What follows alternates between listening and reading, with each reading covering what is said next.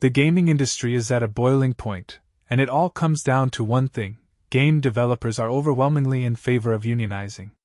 The latest data from the 2025 Game Developers Conference, GDC, salary report reveals a seismic shift in attitudes, with over 60% of developers expressing support for unions and more than half actively wanting to join one. It's a bold statement, but what's fueling this surge in pro-union sentiment? Interestingly, the report highlights that this support is even stronger among younger developers and those earning less than $100,000 annually. This suggests that financial security and fair compensation are major drivers behind the unionization push. But here's where it gets controversial. Is it just about the money, or are there deeper issues at play? The gaming industry has been anything but stable lately. From studio closures that leave talented developers jobless to massive mergers and acquisitions, the ground is constantly shifting. Take Electronic Arts' potential $55 billion acquisition by a Saudi Arabian-backed consortium, for instance.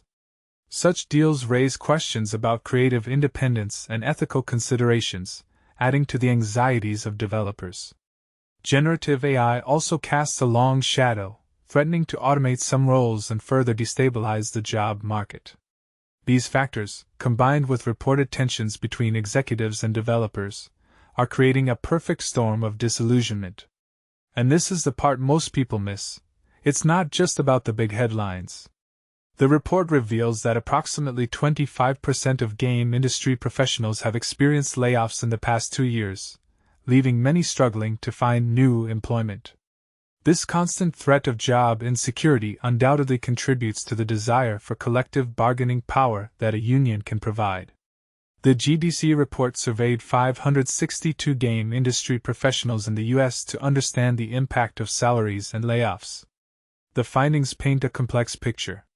While the average salary hovers around $142,000, with a median of $129,000, these figures don't tell the whole story.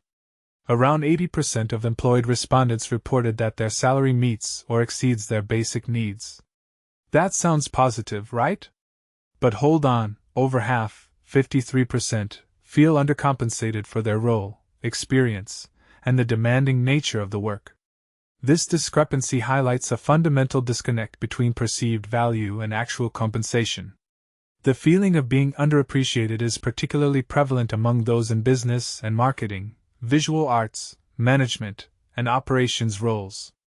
Furthermore, a significant 11% of full-time employees are forced to take on additional work outside their primary job to make ends meet. This side hustle culture speaks volumes about the financial pressures facing many in the industry. Currently, the survey indicates that 9% of respondents are already union members.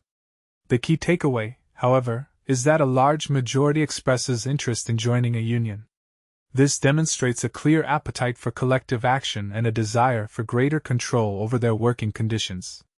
This begs the question: will 2025 be the year of the Game Developers Union? What are your thoughts on unionization in the gaming industry? Do you believe it's a necessary step to protect workers' rights and ensure fair compensation, or do you see potential drawbacks? Sound off in the comments below.